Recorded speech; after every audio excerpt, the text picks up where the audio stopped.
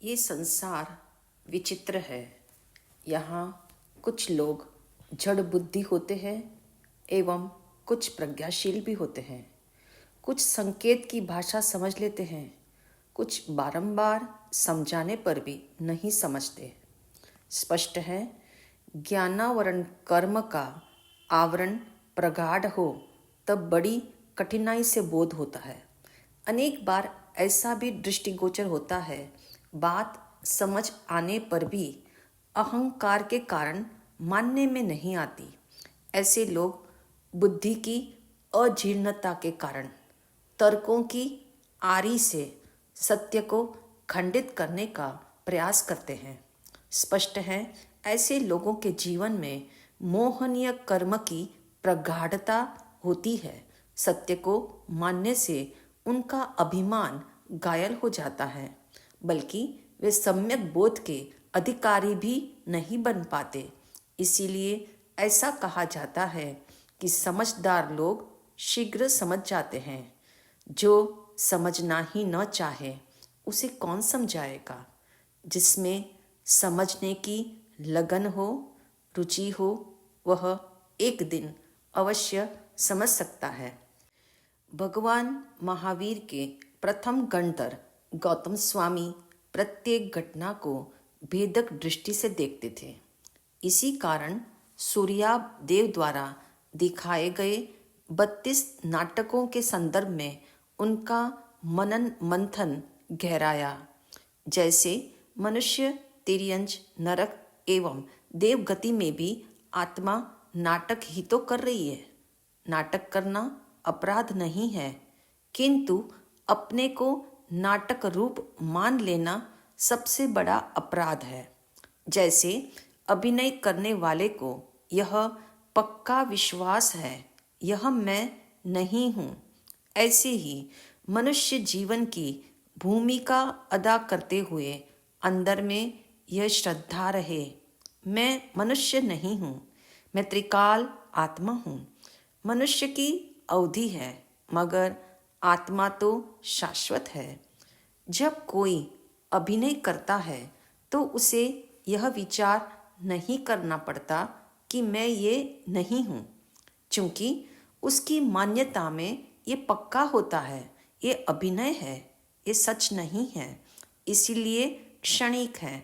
अपनी अपनी कर्म स्क्रिप्ट के अनुसार यहाँ हर कोई रोल कर रहा है, मगर रोल करते हुए रियल को याद रखना ही आत्म साधना का मूल आधार है। अभिनय से भिन्न अपने को आत्मस्वरूप मानना ही भेद विज्ञान की कला है। 4 ज्ञान के धारी श्री गौतम स्वामी जी ने भगवान महावीर से पूछा, हे बंते, सूर्याबदेव ने 32 प्रकार के नाटक दिखाए, जिसमें विविध दृश्य थे। पश्चात एकदम से वे सारे दृश्य कहाँ चले गए? तब भगवान महावीर ने कहा, हे गौतम, सूर्याब देव द्वारा रचित वह सब दिव्य रिद्धि उसके शरीर में समाविष्ट हो गई। उसने यह माया अपने ही भीतर से निकाली थी एवं अपने ही अंदर में समेट ली। मान लो कुछ लोग गुंबज के बाहर बैठे हो, तेज बारिश आ रही हो, तो वे सब लोग तत्काल गुंबज के भीतर चले जाते हैं। यदि वे लोग दरवाज़ा बंद करके अंदर बैठ जाए तो बाहर एक भी व्यक्ति नजर नहीं आएगा। इसी तरह सूर्याब देव की वैक्रिय शक्ति का यह प्रभाव था। जब उसने अपनी वैक्रिय शक्ति को समेटा, तब यह सारी माया भी फौरन उसी के अंदर समाहित हो गई। इसी क्षण भावना भाव। ऐसा धन्य दिवस हम सबके जीवन में आए, ताकि हम बाहर की माया समेटकर अंतर्मुखी हो जाए। कभी सोचा, बाहर जाना हो तो साधन अपेक्षित है, मगर अंदर आने के लिए किसी साधन की ज़रूरत नहीं। दूर जाना हो तो चलना पड़ता है, परंतु अपने निकट आने के लिए रुकना होता है, थमना होता है। आनंद आत्मा का स्वभाव है, आनंद आत्मा का गुण है। उसकी प्राप्ति हेतु बाहर में किसी नाटक की जरूरत नहीं है। स्वभाव सदा हमारे पास ही है, उसे उपार्जित नहीं करना है, मात्र उसके सन्मुख होना है। दृश्य को देखते देखते अनंत जन्म बीत गए, अब दृष्टा को देखो। गौतम स्वामी ने भगवान से पूछा, हे भगवान, मैं यह जानना चाहता हूँ, सूर्याप देव कहाँ गया? उसके देव विमान एवं देव आवास किस प्रकार के हैं?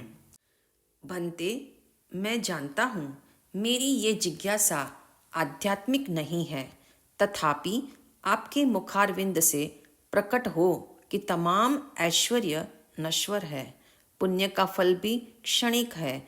इससे पुण्य की रुचि घटेगी और धर्म का शुद्ध स्वरूप भी समझ आएगा।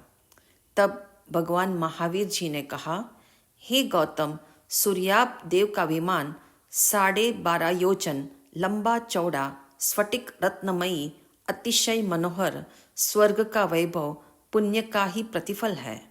तमाम भौतिक उपलब्धियों का आधार कर्म ही है। प्रायः लोग इस बात को भूल जाते हैं कि कर्म जड़ है एवं उससे प्राप्त समस्त ऐश्वर्य वैभव भी जड़ ही है, जो आत्मा से भिन्न है।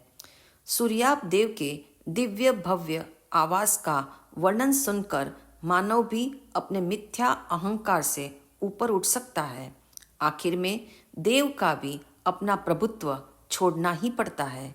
इसलिए न पुण्य के फल में उलझो, न माया के चक्र में फंसो। यहाँ एक बात स्मरणीय है, सूर्याप देव सम्यक दृष्टि है, इसलिए चाहे वे कितने ही दिव्य देवावास में रहते हो, उसका अपनत्व अपने में है, अनित्य भोग ऐश्वर्य में नहीं है। इसलिए श्री गौतम स्वामी जी ने पूछा, हे भंते, महारिद्धि संपन्न सौभाग्यशाली इस सूर्याप देव का वर्णन सुनने के बाद जिज्ञासा जागी, इतनी रिद्धि सिद्धि प्रतिष्ठा बल और सौख्य यानी सौभाग्य सूर्याप देव को कैसे प्राप्त हुआ? भंते, मैं ये भी जानना चाहता हूँ, उसका आयुष्य कितना है? वह पूर्व जन्म में कौन था? उसका नाम गोत्र क्या था? उसने पूर्व भव में ऐसा क्या किया, क्या दिया, क्या खाया, कैसा उसका आचरण था, जिसके कारण उसे ऐसा महायश, महासौभाग्य, महाबल मिला? उसने ऐसी क्या धर्म आराधना की जिससे वह परित संसारी आराधक एवं चरम शरीरी भी है?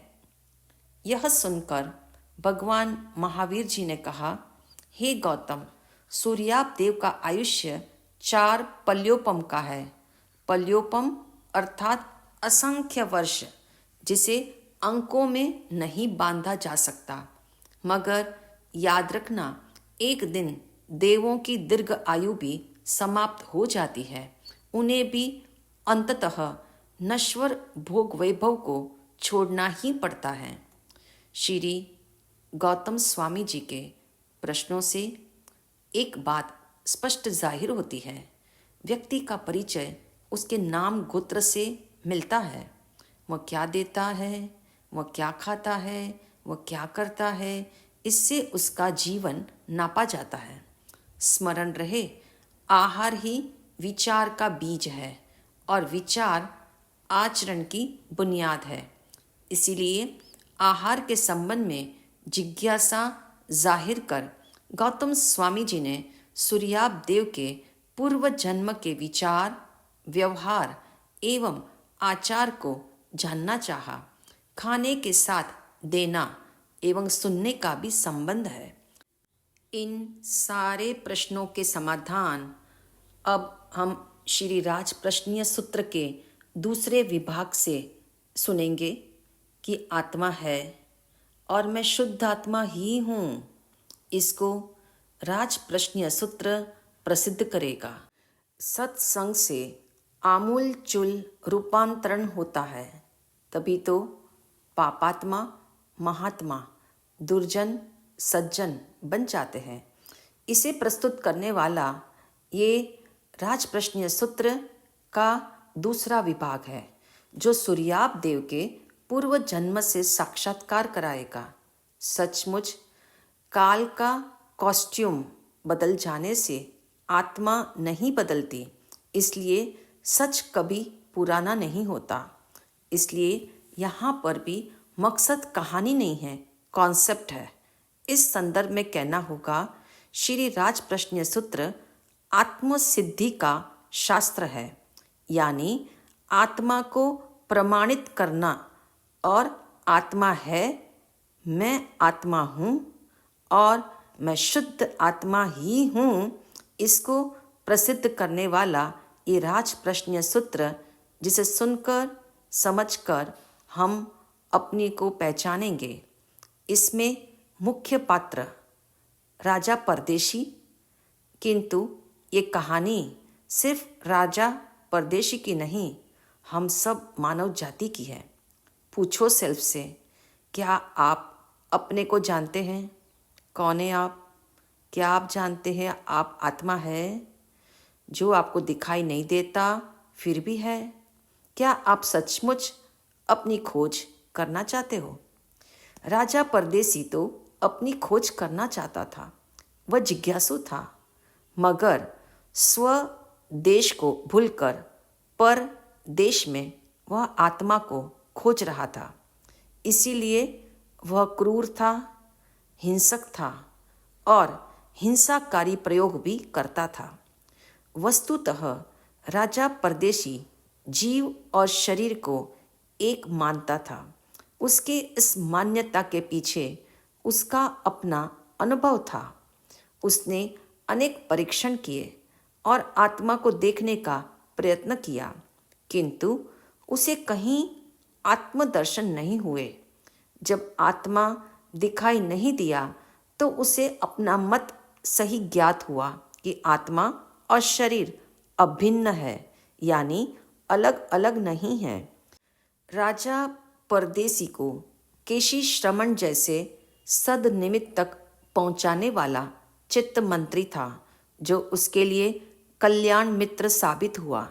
चित्त मंत्री न केवल अमात्य था, वह राजा परदेसी का बड़ा भाई भी था, कल्याण मित्र भी था और सफल सारथी भी था।